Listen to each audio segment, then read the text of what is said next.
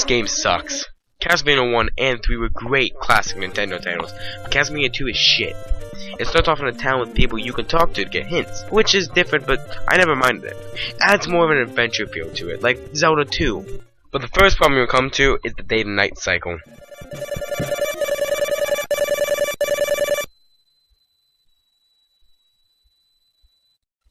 To be honest, I feel like any night is a bad night to be cursed, but really, why does this take so long? I mean, it was a problem that was fixed in the remastered edition, but that was a homebrew, and it isn't a problem that should have needed fixed. I actually really don't understand why they did that. It was supposed to be more realistic, because in real life, that doesn't happen. Well, it did happen to me once, but we don't speak of that night anymore.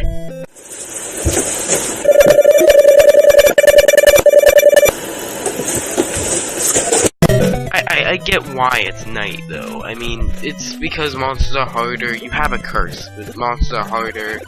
You know, shops are closed and stuff. It is a cool idea to have a day-to-night cycle. But why it doesn't have to take that long? You could have just had it to where all you had was a clock come up. Done. Oh, and by the way, why do you have to die when you fall in the water? I mean, Simon Belmont, the game before this, just defeated Dracula. But, oh, no, he can't swim. Yeah, did you not know he can't swim? And the worst part is that there are tons of times where you can't even see the water, or the point where there is nothing but water. Yeah, I wasn't joking. This was a real spot. You walk into the next screen, and all there is water and another ledge. So I thought, maybe I can just jump into it. Maybe there's an invisible block. No, there's nothing. You die. It's bullshit. Yeah, and this screen, get used to it. You're gonna see it a lot in this game. All you do is die. So this is one dead end. I have no idea what to do. Well, guess what you gotta do? Open up your thing, equip a red orb or ball or something, and crouch down there and wait for a freaking tornado to come and get ya. That is so stupid. You have no idea how to get this. They could have had a person tell you, oh, by the way, crouch down near the dead ends, blah blah blah. So we get to the castle, and I'm just, you know, with the fire whip you end up getting in the game, it gets so much easier. Really, this is where the game should have started. You should have just started off with like a whip and then, or a fire whip, and then just started. The whip should have done this. Anyways, it's just going up the stairs, and, you know, normal. Basically, it really felt like Castlevania. I had a lot of fun at this part until here in a few seconds, and you'll notice why. As I walk, I fall. There are invisible blocks, and I forgot about this. You have to throw holy water. So I'm sitting here trying to figure out which thing's the holy water. You have to throw holy water on blocks to be able to freaking know if you're gonna walk. This keeps you paranoid for like the rest of the game. So I've gone from both sides of this. Both sides on this freaking castle, and they're both dead ends. I don't even think this is a real castle anymore. This game doesn't make sense. I mean, I started hitting the walls, you can tell. I'm just trying to figure out, maybe there's a book that'll tell me something, but no! Yeah, remember that water we were by earlier that I couldn't get past? Yeah, that is right beside Castlevania. I give up.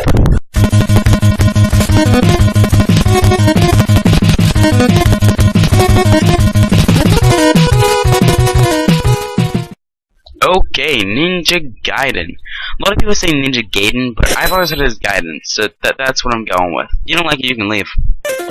Okay, so in this game, you play as a ninja named Ryu, who is like avenging his father's death, and his father's name is Ken. But it's not the same people from a Street Fighter, but this game is chock full of references. In order to get power-ups in this game, you have to hit lanterns, kind of like how you do in Castlevania, but in this you're a ninja and not a Simon Belmont.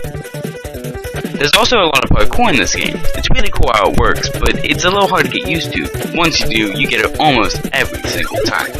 At the end of the first level, you get to a boss fight, and it's not too hard to get through, it just takes a long time. You just have to hang on the wall, jump to the back, and then hit him. Sometimes you get hurt, you have to wait till he really gets to the wall and just starts randomly swinging, but it's not too hard to get past. The only thing is that since it's not too hard, it isn't very rewarding whenever you beat him. I mean, I was pretty excited because it was my second try on hitting him, but really all you have to do is learn the pattern. So here are the full motion cutscenes I was talking about earlier, and it really is cool. I mean, it's pixelated, but everything is in 100% motion. Your guy moves, in the very beginning you actually were able to see the guy running, and then you see two people fighting. It's amazing. But as you see, the second stage is so much harder than the first one. I cut out a lot of me dying, to be honest. Well, not dying, but getting hurt in it because of how hard it gets. And it's just very random, because things just start coming out of nowhere. You slowly learn, but one of the biggest problems are the knockbacks. Whenever you get hit, you always fall all the way back. And this is something that happens to me a lot. There I just didn't even get hit, but the only way to get down from that is to die. Another big problem with this is the jumping. Sometimes you really feel like you're supposed to hit it, but then you don't. And that game over screen is just my enemy now. Yes, I finally made it. Okay, yeah. Okay, so in the second one there are ladders that allow you to climb up the walls, and it's the same as hanging on the wall, but now you just kind of climb up it. But like I said, the game gets harder as it goes, and for some reason gets extremely hard right here, because I mean the jumps are hard to make it, and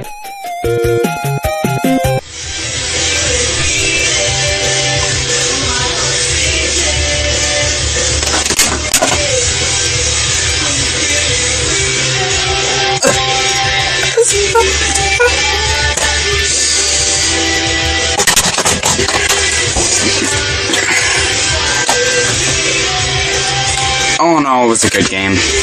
I'm never gonna beat it. Maybe you will. But I'm just gonna keep this one in my collection.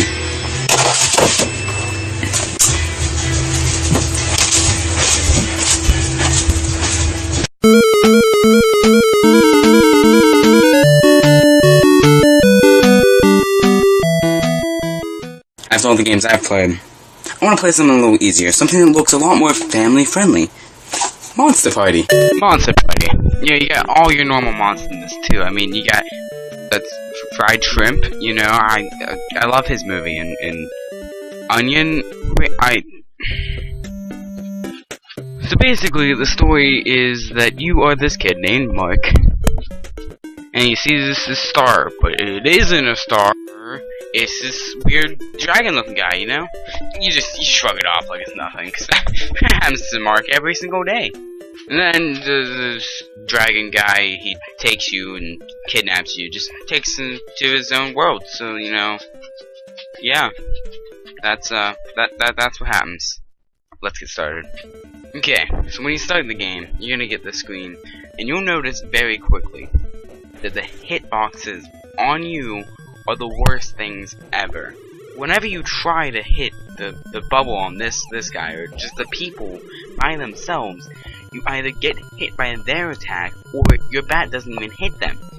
I don't understand why, but all the hitboxes in this game are just really messed up, and that's a big problem. With the old NES games, you need the hitboxes to be at least as close to precise as an NES can get.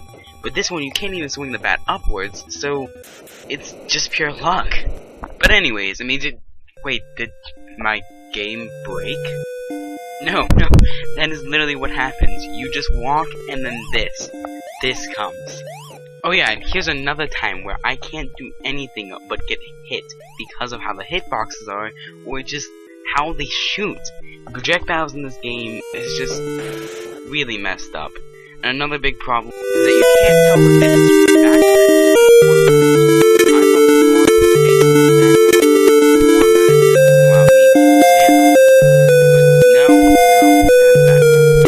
it's seriously, I'm getting hit left and right. There it is again. I'm on 1 health. I'm about to die. God damn it. Oh yeah. Ugh. Guess what? When you die, go back to the beginning. I quit.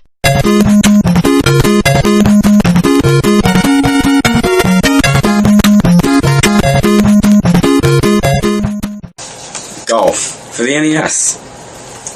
This is a black box game. Black box games are the very first games that ever came out for the NES. And they're made by Nintendo themselves. Always something simple. This one's golf. You had karate, and of course you had the big releases like Mario Bros, Super Mario Bros, Duck Hunt, Donkey Kong Jr., Donkey Kong 2, Donkey Kong 3, Donkey Kong Jr. Math. Stop talking about that one. Anyways, this is golf. I have it in this box with the game and the manual. We're gonna play it. I'm gonna review it. This is the normal stuff. This will be short. Short and sweet is how it works. Let's go.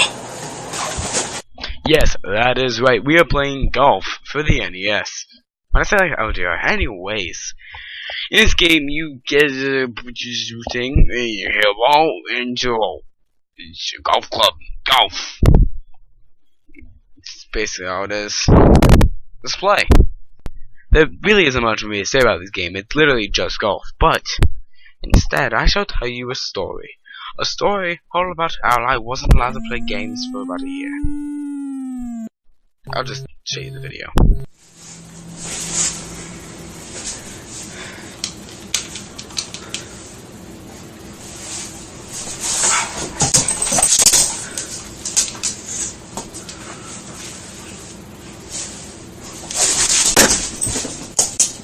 Yeah, like I said, year, no games. Kind of deserved it. I mean, it was $1,000 TV. Anyways, so this game, in it, you hit the B button, do the A button, it's the A button, hit the A button, and it swings, do the back swing, then you hit it again to do the forward swing. And whenever you do the forward swing, where you hit on that little bar is basically where you hit on the ball. So the closer to that little white area is the closer to the middle you get. So you want to hit that white area to get the best. As you can tell, I've never played golf, so I suck. Don't blame me. I've never played golf. Think someone who's never played golf can do a good job at golf? Because it's not how it works. And a lot of the time I was kind of just messing around, seeing how many shots I could do in one match. Yeah. Game really isn't that much fun. I mean, it's one of those things where actually I did want to keep on playing, even though I only needed 10 minutes of video to do this. But you know, I just instead kept playing. It's interesting if you at least enjoy golf a little bit. Never played true golf, only played mini golf. It's a lot of fun. So that's my rambling. All in all, I give golf a to be honest, I'd give it a 10 out of no, I'll give it an 8 out of 10. 8 out of 10 because, I mean, you have to be like golf, and it was a little, you needed the manual to play it. Really, once I did that, I completely understood. Read the manual, I completely understood how to play this game. It's a lot more fun. But, it did not have any bad, quality or anything, because it was made by Nintendo. So, yeah, first game on this channel that I've done that's a good game. So that's it for this video. Hope you guys enjoyed. Look out for Elder Scrolls. Yeah, I'm gonna play some Skyrim.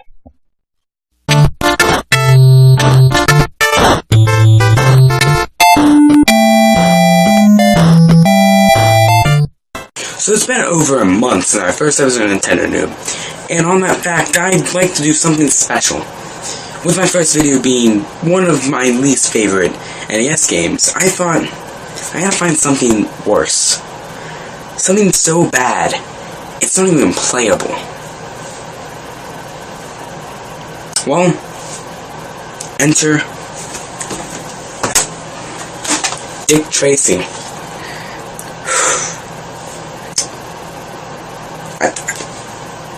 Really, this is just an excuse for people kids back in the 90s say dick. That's all it was. Let's play. Why not? Torture myself again. Dick Tracy, the NES. Let's start this. Oh God, what is that guy's face? Oh God, he looks like a. Oh, I don't know. He looks horrible. Did they even know what they were doing? Are they freaking doing this? Anyway, so here we have Hit the Streets, Notepad, and Mugshots. Mugshots basically gives you an idea of who all the people that it could be are, tells you about them and stuff. Notepad, it's all your clues. Get your clues.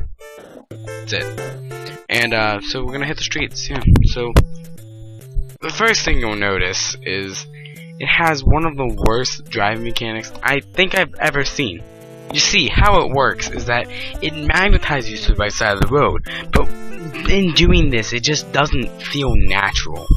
I mess up a lot, as you can tell, and sometimes you really just can't get the hang of it and think you're going to be driving and you aren't.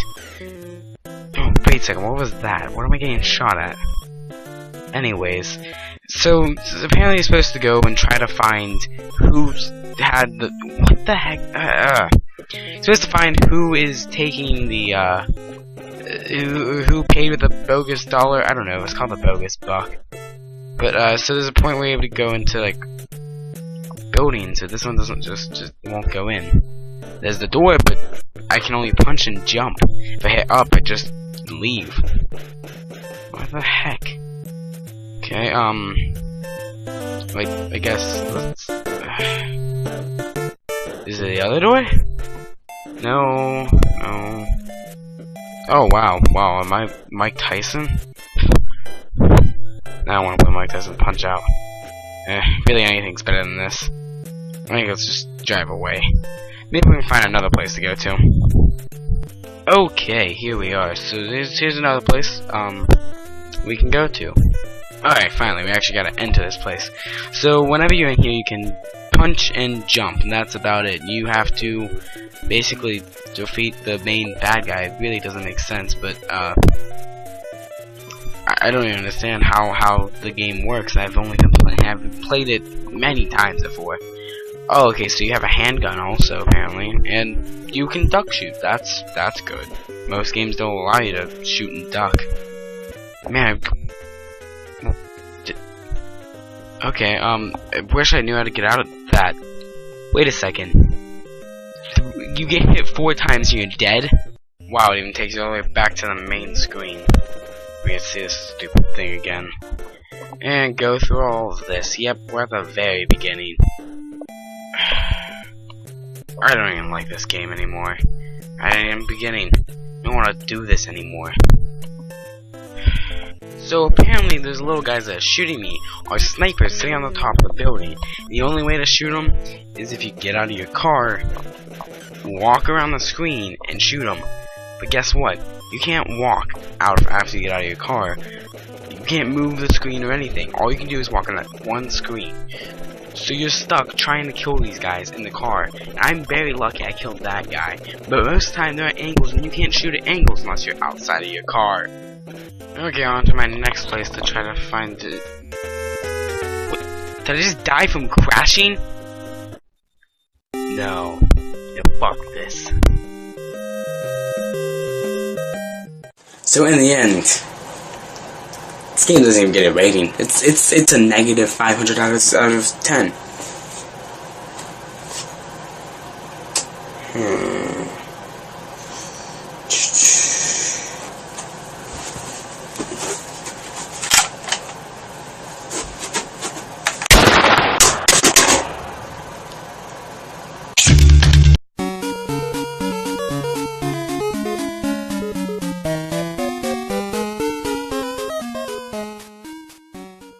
You know, I really love my Nintendo games. I have a whole collection. I just wish I could, you know, play some of them on the go, and even new games on the go. Oh, hey, Nintendo Game Boy. Let's just do a game. Let's just do a game. Crush Definer. Done. Almost dropped it. Okay, Krusty's Funhouse. Let's start this up. Hello, Krusty, with your very creepy face. Okay, so Krusty's Funhouse is a SNES game and Game Boy. This is on the original Game Boy, which is why it's in black and white.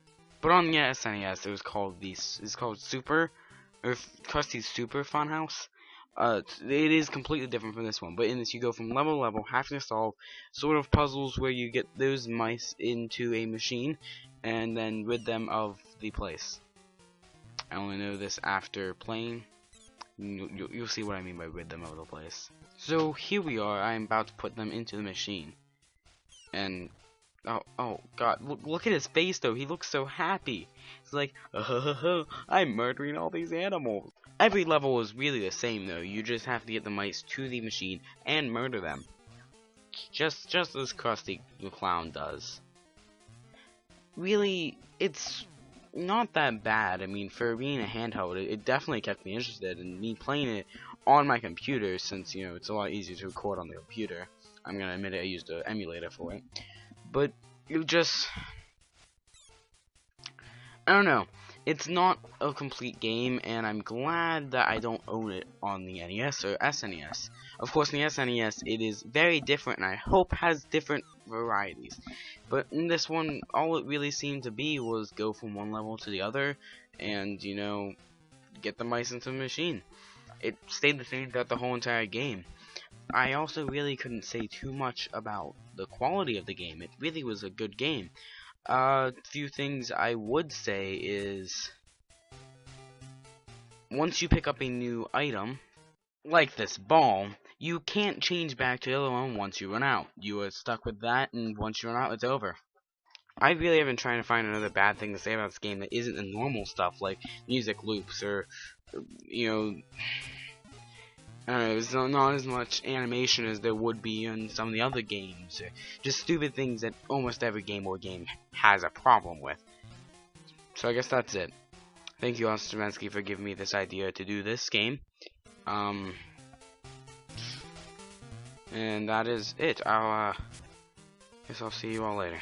He's gonna take you back to the past to play the shitty games that suck ass. He'd rather have a buffalo take a diarrhea dump in his ear. He'd rather eat the rotten asshole of a roadkill skunk and down it with beer. He's the angriest gamer you've ever heard. He's the angry Nintendo nerd.